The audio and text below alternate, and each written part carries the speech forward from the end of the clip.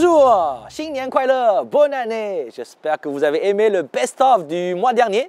Nous sommes sur les bords de la Suzhou Creek, dans un endroit atypique. C'est le nouveau projet d'architecture, 1000 arbres, avec plus de 70 espèces végétales différentes. C'est un gigantesque complexe commercial avec restaurants, salles de fitness, etc. qui représente les jardins suspendus de Babylone. Faisons un petit tour avant de parler des actus.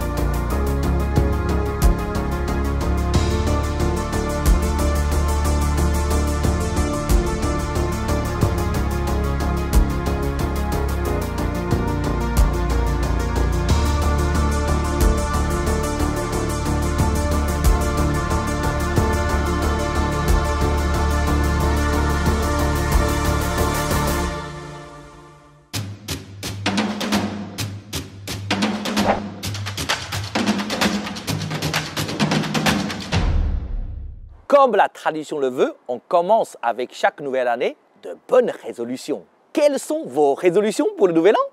Si vous hésitez entre arrêter la malbouffe ou vous mettre au sport, ce restaurant McDonald's en Chine vous offre la combinaison parfaite.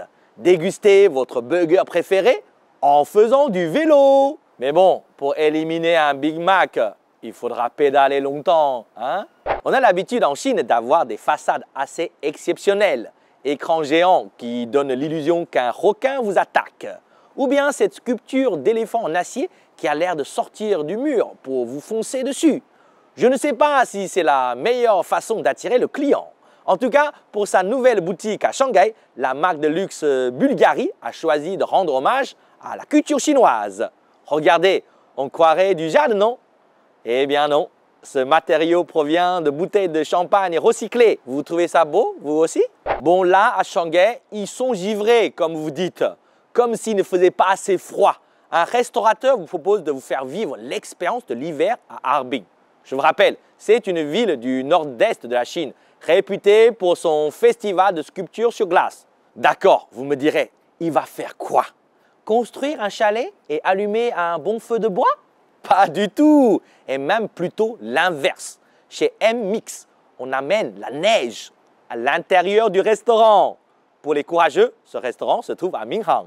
Cocorico, les Français sont à l'honneur au festival de Nanjing, le Blue Planet Science Fiction Film Festival pour être exact. Il a eu lieu le 28 décembre et le thème de cette année, c'était migrer. Bon choix, je trouve. On rêverait tous de partir loin. Pourquoi pas sur une autre planète d'ailleurs? Alors, pour tous ceux qui veulent s'évader, voici quelques images d'un des films récompensés, Oro Jeunesse, qui a reçu le prix du Best Visual Imagination. Bravo à notre ami Pierre et à toute son équipe. Cinéma maintenant. On ne va pas vous parler du dernier Spider-Man qui casse la baraque et tous les records au box-office, mais d'un film chinois, Ai Qing Shen Hua, Be for Busy, en anglais. Ce nouveau film sorti le soir de Noël a surpris les cinéphiles. Ce film décrit les relations entre un groupe de citadins quarantenaires de Shanghai, tout en mettant en lumière le célèbre acteur Xu Zheng, connu pour ses comédies. Bien qu'il ait été produit avec un petit budget, il a déjà engendré des recettes de plus de 38 millions de dollars. Le plus étonnant est que ce film a été tourné en shanghaïen, un dialecte parlé par seulement 14 millions de personnes. Cela a nécessité des sous-titres en mandarin pour la sortie nationale. Alors, vous comprenez quelque chose? 来，进来坐呀，别来那么抠的呀！来，进来，不要客气。我帮侬去泡杯子啊，侬要请我来就可以了。哎，侬搞嘞，老是看人家侬好让侬泡茶。那不得干呀，不能算了，快洗干净了对吧？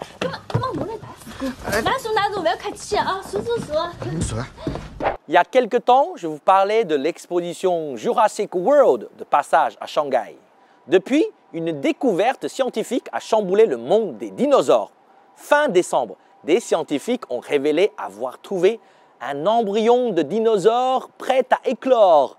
À quand un Jurassic Park pour de vrai alors? Je vous rassure, Même si cet embryon est magnifiquement conservé, il date quand même de 66 millions d'années. Ce fossile d'Oviraptorosaure a été découvert à Quanzhou et les chercheurs l'ont surnommé Baby Yingliang. C'est mignon, tant que ça reste endormi.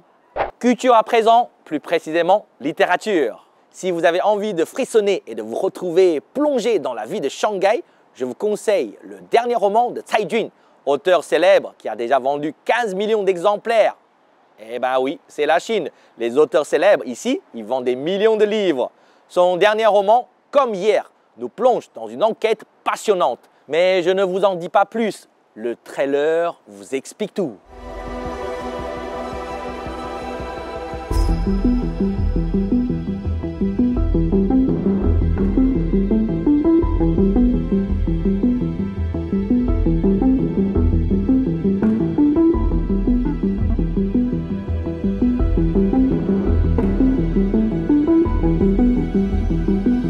J'espère que ça vous aura donné envie de le lire et que toutes ces nouvelles insolites et pas piquées des hannetons vous auront plu. Et on continue avec la deuxième rubrique.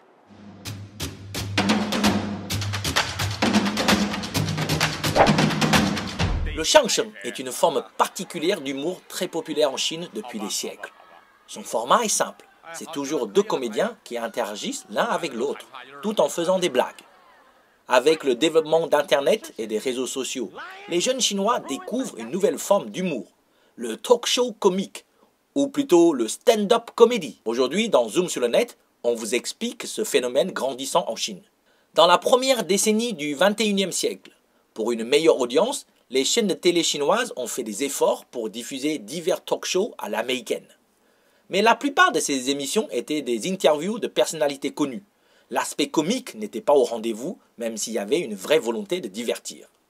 En mai 2012, la chaîne shanghaïenne Dragon TV a lancé une émission intitulée Tonight 80s Talk Show, donnant la parole aux générations post-années 80.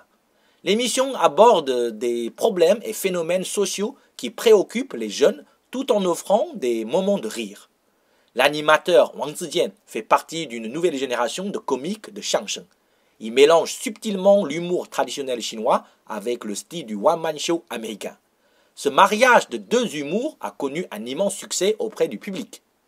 En août 2017, Li Dan, suite à sa participation très remarquée dans l'émission Tonight 80s Talk Show, a été un des créateurs de l'émission Talk Show Conference, diffusée sur la plateforme Tencent Video. À chaque épisode, les humoristes s'affrontent sur des sujets imposés. Les participants viennent de tous les milieux, apportant ainsi une nouvelle dynamique au spectacle et à l'industrie du divertissement.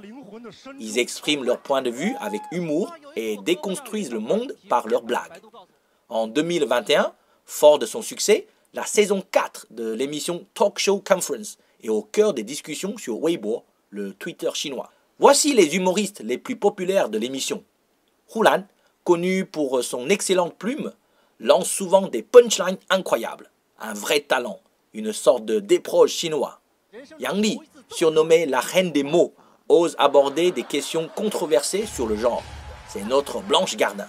Les jumelles Yan Yi, Yan Yue ont aussi un grand nombre de fans. Elles parlent souvent de la pression familiale sur le mariage. He Guangzhi et Xu Zhisheng, tous les deux sont connus pour leur autodérision, car ils se moquent souvent de leur physique. C'est précisément suite à la popularité de cette émission que les salles de comedy club se sont également développées dans les grandes villes en Chine. Les jeunes Chinois en sont friands et les salles sont souvent pleines.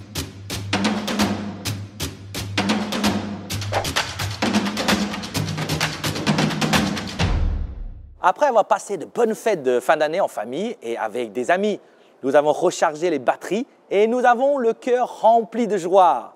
Comme je sais que Sur le bout de la langue est une rubrique qui vous tient à cœur, c'est pour cela qu'aujourd'hui, j'ai décidé de vous parler du caractère Xin, le cœur. Voyons d'abord l'évolution de ce caractère. Datant du 15e siècle avant Jésus-Christ, l'écriture Osekai du Xin ressemble au cœur d'une personne. Lorsque les ancêtres offraient des sacrifices aux dieux, il s'agissait bien de cœurs humains. C'est pour cela que ce pictogramme ressemble également à deux mains qui se rejoignent. Puis arriva l'âge du bronze avec son style d'écriture.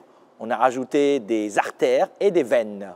Ensuite vint le style sigillaire Xin ressemble aux organes reproducteurs masculins. En effet, à l'époque des royaumes combattants, 5e siècle avant Jésus-Christ, la culture patriarcale prévalait et les clans patriarcaux poussaient les gens à adorer les symboles et les totems représentant la reproduction. Enfin, le style régulier datant de la dynastie Han fixe l'écriture de ce caractère épuré qu'on connaît aujourd'hui. Nos ancêtres croyaient que le cœur était l'organe de la pensée, c'est pourquoi les mots tels que pensée, 思想 et sentiment, 感情, comprennent également le caractère Xin, ou plutôt la clé Xin pour les sinophones. Voyons maintenant les mots chinois dont un des caractères est Xin. Exemple facile, Kai Xin, Kai ouvrir, Xin cœur. Un cœur ouvert signifie en chinois content, joyeux. Tu Xin, Tu gros. Alors, c'est quoi? Avoir le cœur gros? Pas du tout. Tu Xin est un adjectif qui veut dire négligent, inattentif. Question, comment dit-on en chinois méticuleux, attentif, minutieux? Avez-vous deviné? Eh oui, c'est Xi Xin, Xi, mince, fin. Une autre devinette, si je vous dis Re Xin, Re, chaud, ça vous fait chaud au cœur? Re Xin se traduit par chaleureux, serviable. Je suppose que vous avez déjà entendu Xiao Xin, Xiao, petit. Quand on vous dit petit cœur en chinois, c'est pour vous demander de faire attention. C'est pas comme en français, dans le sens de mon petit cœur. D'ailleurs, en chinois, on dit Xin Kan pour dire mon amour. On associe le cœur Xin et le Kan foi. Eh bien, comme quoi, le cœur ne suffit pas toujours. Et si je vous demande posez votre cœur, Fang Xin, Fang, posez, le feriez-vous? Justement, Fang Xin, ça veut dire ne vous inquiétez pas. En revanche, il ne faut pas souvent porter sur l'épaule votre cœur. Tan Xin, Tan, porter sur l'épaule. Car Tan Xin a le sens de s'inquiéter, se soucier de quelque chose. Et il ne faut ni avoir le cœur gris, ni avoir le cœur noir. Hui Xin, Hui, gris. Hui Xin signifie être découragé, abattu. Hei Xin, Hei, noir. Hei Xin veut dire être sans scrupules. On peut par contre avoir un cœur sauvage. Ye Xin, Ye, sauvage. Ye Xin est utilisé pour exprimer l'ambition. Allez, un dernier mot pour la route. Xin Li, Xin, cœur. Li, mental, raison. À votre avis, cela veut dire quoi? Cœur de raison? Raison de cœur? Comme a écrit Blaise Pascal dans ses pensées, le cœur a ses raisons que la raison ne connaît point. En chinois, quand le cœur et la raison se rencontrent, c'est bien une histoire de psychologie. Et oui, Xin Li, ça veut dire psychologie. Ça fait cogiter, n'est-ce pas? Voilà, c'est tout pour aujourd'hui. J'espère avoir gagné votre cœur. Si vous connaissez d'autres expressions, n'hésitez pas à les partager en commentaire.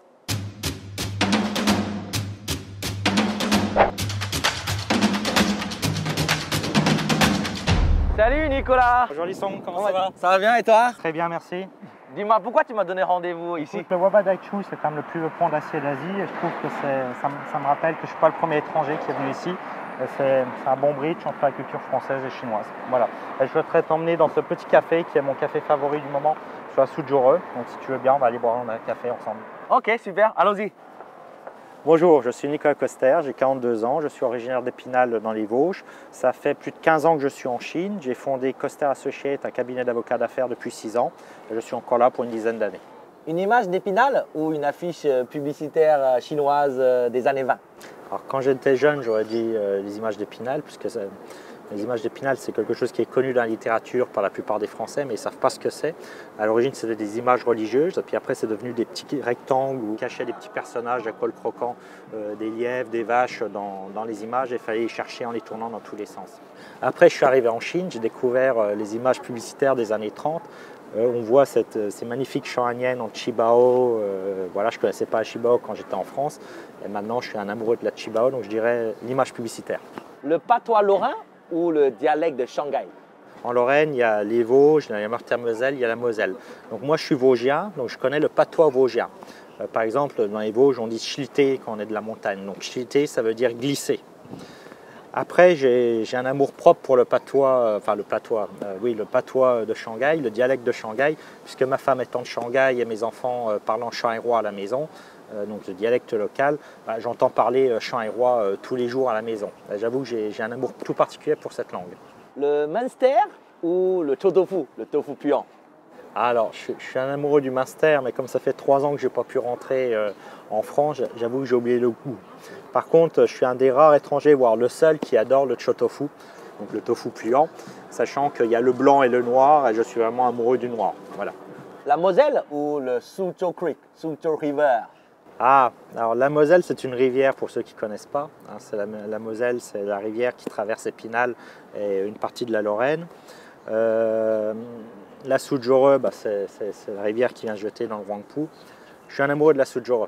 La Moselle, c'est très joli, mais ce n'est pas aménagé, tandis que la Suzhou, aujourd'hui, on peut marcher pendant des kilomètres. C'est magnifique, il y a des arbres, il y a des petits oiseaux, il y a des pêcheurs. Donc je dirais la Suzhou Creek, parce qu'aujourd'hui, quand on se promène le long de la Suzhou Creek, on a l'impression d'être dans un parc naturel. Alors Li-Song, pour continuer cette discussion, je te propose d'aller à mon bureau, qui est à 10 minutes à pied de ce café. Très bien.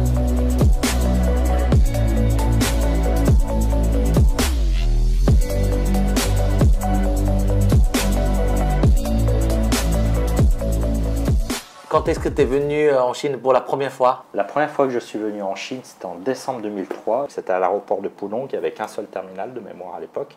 Et j'ai eu comme un filtre gris qui est apparu devant mes yeux, puisque c'était l'hiver, il faisait froid. Et quand on venait du sud de la France, on a la lumière du sud de la France. Et là, je me suis dit, je suis à Moscou. Nicolas, est-ce que tu peux me raconter un petit peu ton parcours professionnel? Après mes études en Angleterre, et c'est la 2e année donc, que j'ai rencontré mon épouse.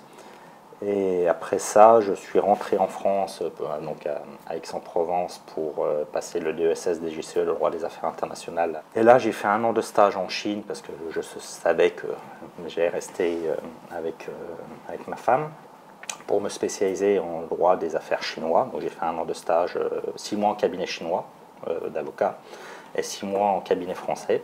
Et à l'issue de mon école d'avocat, j'ai prêté serment en mars 2008 et je suis parti le lendemain pour la Chine. Ton mot chinois préféré?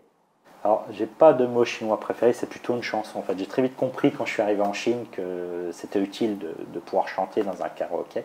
Donc, j'ai appris une chanson. Donc, la chanson que j'ai apprise, c'était Ni wen wa hai ni yo doishe wa hai ni yo chi fan, etc., etc. D'accord, excellent.